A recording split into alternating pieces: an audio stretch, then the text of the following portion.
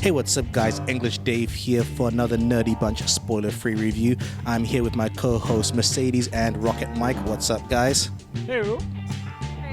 We are here to review Spike Lee's new movie, The Five Bloods, which was recently released on Netflix. So if you have Netflix, you can check that out.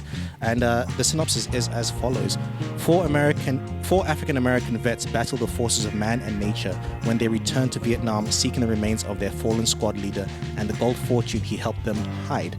Like I said, this was directed by Spike Lee with a cast starring Delroy Lindo, Jonathan Majors, Clark Peters, Norman Lewis, Isaiah Whitlock Jr., and Chadwick Boseman. Mercedes, I'll start with you. What did you know about this film going into it? I mean, I'm sure you know Spike Lee's movies as a whole, but this film specifically, what were your expectations going in? I will say, if I hadn't seen The Black Klansman and then that didn't have an impact on me, I probably wouldn't have watched it, because prior to that, I was kind of not really into so much Spike Lee's films and movies. They weren't really so much for me.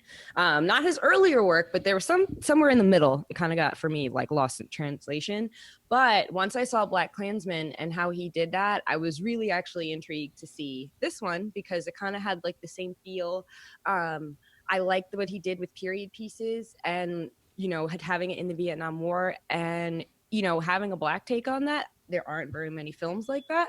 When you saw the trailer, you realize that there is another voice to that war. I agree. And Mike, this, like Sadie said, this is a movie that focuses on African Americans who were in Vietnam. I found this movie to be very educational in that sense, and so I want to ask you the same thing. What were your expectations going in? Did you expect to be educated as such? Absolutely. For one, I didn't know anything about the movie. Way I found out was literally turning on Netflix one day, and it shows the trailer. I'm like, okay, same Spike Lee joint. And in terms of having African Americans in the Vietnam War, knew nothing about their take on that. I never knew anything about that perspective. Part of the themes of this movie, this is a very thematic movie, right? Part of the themes of the movie is kind of like the ghosts or sins of the past. Coming back to haunt you. A clever thing Spike Lee does, and I don't think this is a spoiler, is that when we get the flashback scenes in Vietnam, the cast still look the same as they do in the present. I think it worked. Yeah. It was a time where people didn't know that PTSD was a thing. The movie kind of touches on that, right? In fact, that these people are dealing with PTSD. Wow. It really does. Yeah. It touches on that. And it says that, these are things that they're going through, but also, that kind of male ego, right? You don't accept that you're hurting. You don't accept that you're in pain. And part of the movie is accepting that pain. And I think more than anyone, it's not really a spoiler, but Delroy Lindo's character and his journey, wow. Just wow. Favorite performance. Yes. And listen, Oscar worthy. Oh Oscar worthy. For real. If Adam Driver can get nominated for a Marriage Story, if I don't see Delroy Lindo name up there, we're gonna have some problems. Get some more boycotts problems. Honestly, I was so happy. Touching back what you were saying about the trailer, I got into the film because seeing the characters. I haven't seen Delroy Lindo in something in forever. Same. He's a fantastic actor. Anybody who's seen him in anything is oh yeah, that guy, he's great. So watching him in this was just a stamp on the mark that we already knew that he was fantastic. And I'm so excited to see the other work that he's going to get now because of The Five Bloods, because it was on a streaming service and so many people are able to see this performance that this man is doing. It was one of the most chilling, moving, and just empathetic performances that you just felt, oh my God, it was just fantastic. Let's talk about the rest of the cast. One nitpick I have is that I don't think all of the cast members are giving their due diligence in terms of narrative, but I think all of them together work very well. There's a great chemistry with them. You believe that these are close friends, these five bloods. And I love what this movie does. It doesn't shy away from a lot of the negative things of Vietnam, in the sense that it doesn't say America's right, America's good, and they're all the good guys. Even these guys are seen from other perspectives from the Vietnamese people. And even though this is decades later, their scars are still very real, right? It's the effect that's had on that country and that nation. And I love that. I thought I got from the film, America, we had no business being there, and we were wrong for that war. But the reason why, as a film goer, you were able to find sympathy with why we were there was because the people and the characters that they chose. African Americans during that time, there really wasn't a choice for you. You could go to war, and then when you were there, or go to jail.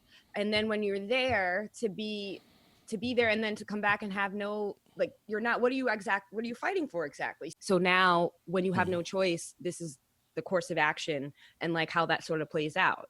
And if you do healthy mental practice, and heal properly, what happens when you don't heal properly? If we're going to be like all spiritual about it, if you don't get out of all that nasty venom from the past, you don't come to terms with your past. Yeah, for exactly. sure. Thank you. That's what's going to happen to you.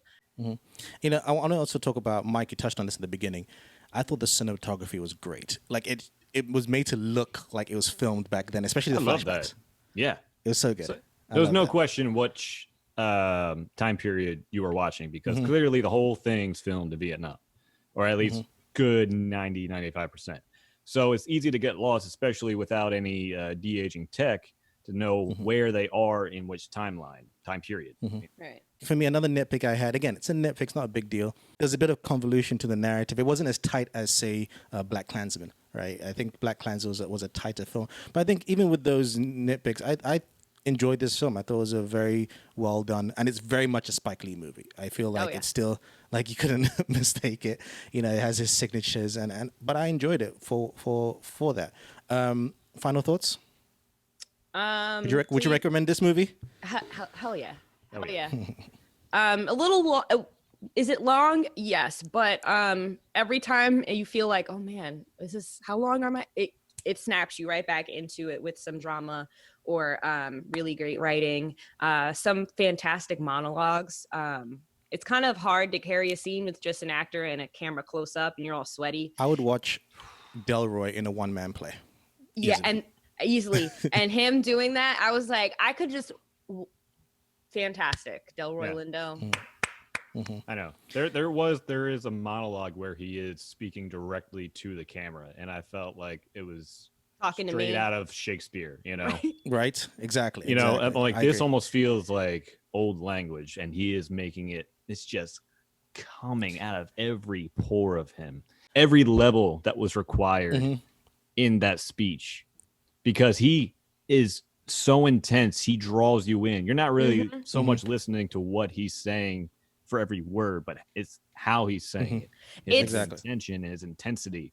It's like Viola Davis when she starts crying and you see that snot right here and you're like, girl, you got me. And then Delroy Lindo, when he does the crazy eyes and he's like, yeah. And it's like, you got me. And that's what, and that's what I mean by another actor could have ruined it. In terms of any other actor, it would have gone into hammy kind of corniness, but he sells it really well. He sells it really well. He commits all of himself into every movie he does. Even when I was going back and watching Gone in 60 Seconds, I'm like, why is that the best actor in that movie? And the movie is kind of shit, but he bumps it up few thousand points. Like, you know what? Just watch it for him, That is insane.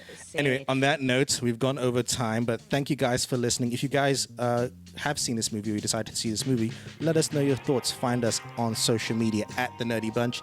We're also on Spotify, YouTube, or wherever you listen or watch podcasts. We should be there. Thank you, Rocket Mike. Thank you. Thank you, Mercedes. Thank you, Dave. My name is English Dave, and this has been a Nerdy Bunch spoiler-free review for Spike Lee's The Five Bloods, which is available now on Netflix. And as always, Sadie's... Keep it nerdy, guys. Keep it nerdy, guys. Peace.